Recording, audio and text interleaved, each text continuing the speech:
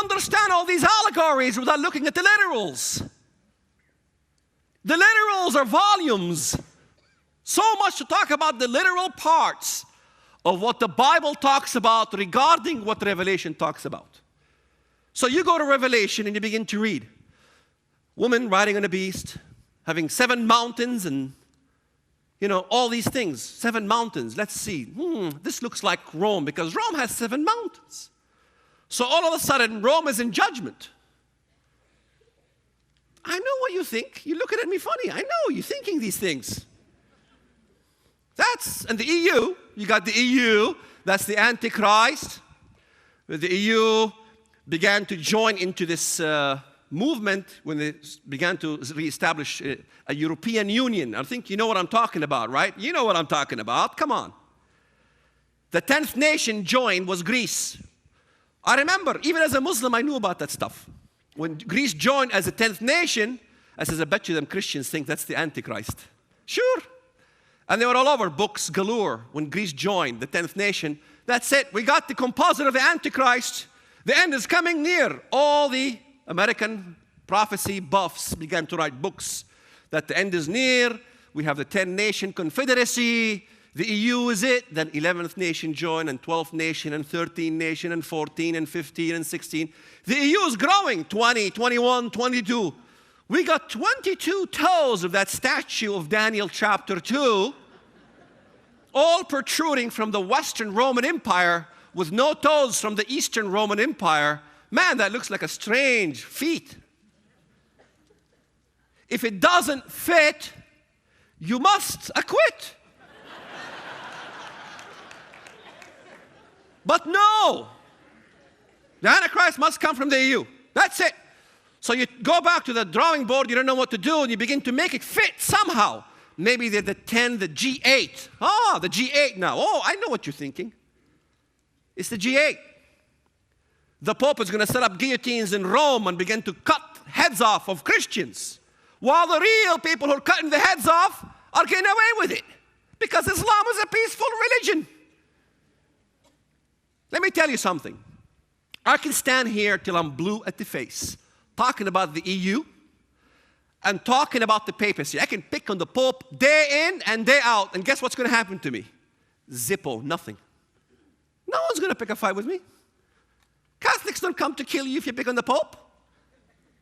The EU is not going to come and kill you because you're exposing them as the Antichrist. They look at you as crazy. The real Antichrist is the one that you begin to talk about, that you risk your life.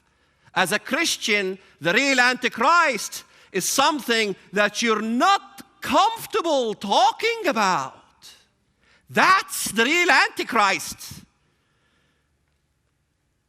So you're thinking when you go to the Bible Sunday school, you're studying these things as just something to know.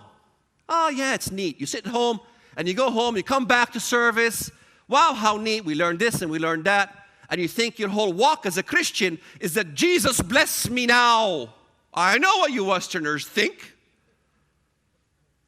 That whole concept of Jesus is to bless you abundantly on earth right now. If it's not true what I'm saying, then why is Joel Osteen's church filled? The biggest church in America. Coming there to think about the positive message and the negative message, when the two words positive, negative doesn't even exist in the entire Bible. Whole doctrines are made up. And you've ignored the Bible when it said that before the coming of Christ, the falling away must come first.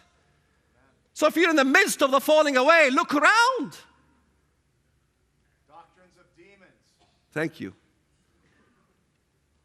Christ said, I send you as sheep amongst wolves.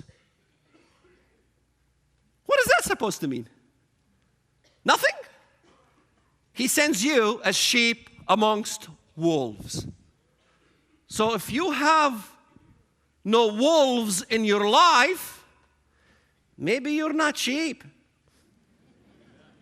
I don't know why you're laughing.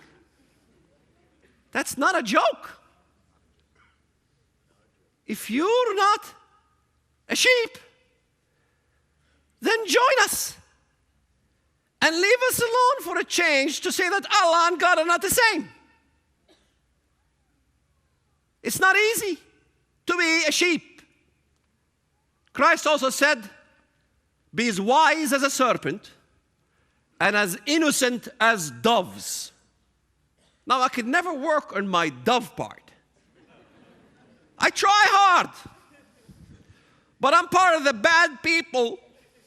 I don't think I'm good. But I know all about serpentine wisdom because I've lived it and I've seen it. I saw how my father treated my mother. I saw how in Islam they treat women.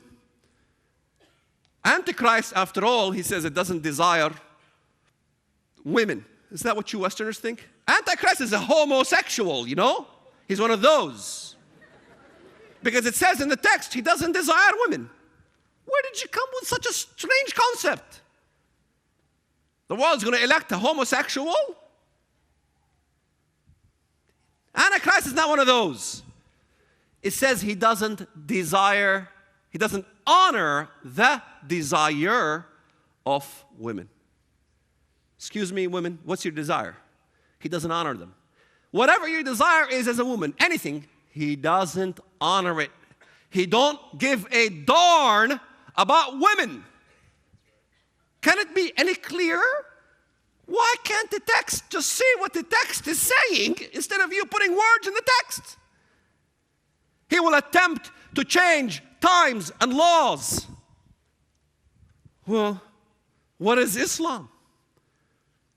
Well, it's a religion. No. Sure, it cloaks itself under religion. Islam cloaks itself with religion. But Islam is Sharia law. Look it up. Sharia law.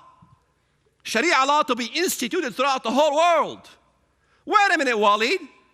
But Antichrist is an atheist. No. False. Daniel chapter 11 is very clear regarding who Antichrist is. Let's go there. Take out your Stinger missiles. Get ready. We're going to study the Bible.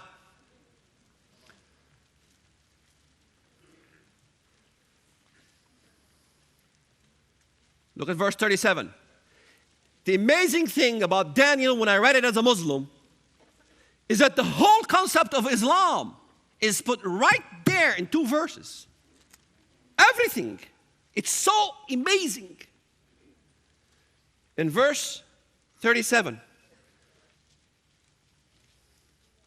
first of all, we all know that Antichrist, he honors a God of fortress.